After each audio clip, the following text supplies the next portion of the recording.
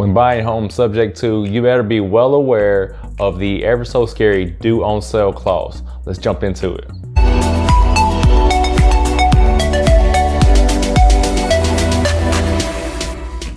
Welcome back to REI Simplified. I'm your host, Adam Johnson, where we break down complex real estate situations and scenarios for people like me and you, the beginning investor. So the due on sale clause is in almost every mortgage contract that I've ever seen. So we'll talk about what is the due on sale clause. We'll talk about how we coach our sellers when dealing with the due on sale clause. And we'll talk about my personal experience that we had when a bank called us kind of threatening the due on sale clause. So first thing first, due on sale. That's in every mortgage contract I've ever seen between the bank and the homeowner. And what that says is that whenever the bank feels like it, at any given time, they can call the note due in full. So most mortgages are between 15 and 30 years long. That's the duration that the homeowner will be paying to the mortgage company until they pay off that property. At any time, the first year, the 5th year, the 19th year, the bank has the liberty at their discretion to call the note due to say, Mr. Homeowner, you owe us the rest of the $258,000 that you owe on this property. At any given time, most banks have that in their contract. They also have the verbiage that says that they have the ability to call the note due also if there's ever, how do they word it? If interest is ever conveyed to anyone else outside the mortgagor, which is the homeowner. What that means is interest, if anybody else has, I guess, claim to the property, it would be considered interest. So just to be completely transparent, when we buy homes subject to, yes, the interest, obviously the ownership transfers from homeowner to our business, Johnson Property Investments. So we're well aware, and we always tell our sellers, I tell them that this is a possibility. I want to be as transparent as I possibly can so that everyone knows every potential outcome.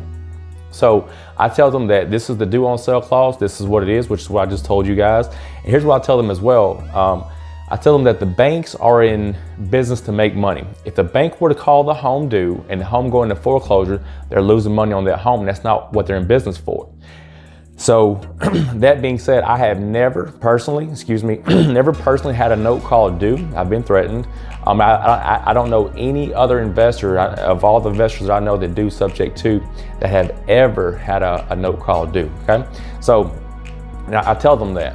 I also tell them that I tell them my experience, which was the one time that Wells Fargo gave me a call about a property we had purchased a few months prior to them giving me a call, and they stated that they were aware that the interest or ownership has been transferred to our business. They sent a few letters, not a big deal, but then they called us. And when they called us, like I always say, be transparent and be ethical and be truthful. When the attorneys that Wells Fargo had hired to represent them in this matter contacted me directly, I simply said, yes, we now own the property. Yes, the mortgage is still in the seller's name. I said, we bought the property about 13, 14 months ago. I said, we've made every mortgage payment in full on the first, and we will continue doing so.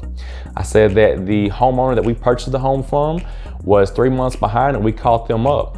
I said, we saved this property from going into bankruptcy. I said, and we will continue making the mortgage payments on the first in full indefinitely.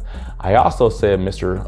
Attorney, we both know that the banks are in business to make money. We also know that in the event this house were going to foreclosure, it's going to cost between $20,000, $40,000 to $60,000 of attorney fees the bank doesn't want to fork up. And also this house will sit vacant between 6 and 18 months because foreclosures do not move fast. So saying that, also one more little thing I added to that, I said that the banks they have to go and report to their shareholders, and they don't want to report losses. I told the attorneys, I will continue making the payments in full on this property indefinitely until I either sell the property, cash out, refi, or pay the loan off altogether. That was it. It's been 4 years since then, and we still have that property. We still make payments on the first for that property, and that's just the way it is. Now, in the event, so we've never had a note called due. We have just been threatened. Now, in the event a note is called due on any of our subject to properties, what are we going to do about it? Well, it comes down to making sense money-wise. If a home has no equity, little to no equity, and we're threatened with foreclosure or the due on sale clause and all that kind of stuff. If there's no equity, there's nothing to fight for. We'll let the house go.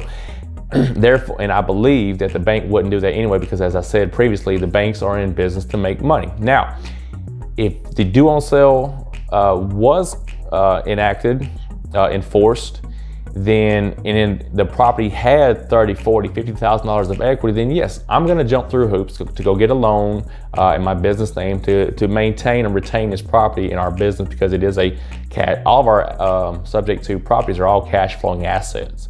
So I'm not gonna lose the asset and lose $40,000, $50,000, $60,000 of equity. So let's recap this short little video. Due on sale clause is in 99.9% of the mortgage contracts. That's between the bank and the homeowner. What that says is the bank has the ability at their discretion to call the full payment due, whatever's left on the mortgage at that point. So if you've only been in the house for 5 years and they want the rest of the mortgage to be paid, they have that ability. Most of the contracts, most of the mortgage agreements say in there that if any interest is conveyed to anyone outside that's not on the mortgage, that they can call the note due, and it says can or may. It does not say will, and that's what we tell our sellers as well. And then I told you about the experience I had with a threat from an attorney for Wells Fargo for one of our properties. I always say, be truthful, be ethical, and be honest. If I were to start lying and try to, move stuff around or kind of dance, it looks fishy and it can get worse. But me being direct, looks like I'm being direct with you guys right now, nothing was done, because again, they want to make their money. No one wants to go into foreclosure, not even the bank, especially the banks, because they front that $300,000 or whatever it is, and for them not to have any money coming in for 12, 18, 24 months, it doesn't look good on their books. So that's it, guys. Do not be scared of due on sale clause. Be educated on the due on sale clause so you can talk to your homeowner, so you can cover that worry, so that they're aware that is a possibility. Also, in my contract and in my statement of understanding, I have annotated where the sellers will annotate, sign by, saying that they understand what the due on sale clause is and how it can positively or how it can negatively affect them if it were to be called or, as I said, enforced. So I'm not concerned about the due on sale clause. As I said, I personally have never had a due on sale enforced. I have never heard of any other investors that have purchased homes subject to that have ever had the due on sale clause enforced. So take that for what it's worth. Go buy some houses, help these people out, and just pay the banks on the first, and everyone's happy. So that's it for today's little video, guys. I appreciate y'all watching this. As I said, please like, subscribe, share with a buddy. Why not? It's free. My name is Adam Johnson. If I can help you start buying houses or improve your system that you already have, I'll leave my information, my contact information below. Set up a consultation. I'd love to talk to you guys. Until then, go out there, be marketing, be talking to sellers, be knocking on doors, and start buying houses and building your passive income, working towards financial freedom. We'll see you guys later.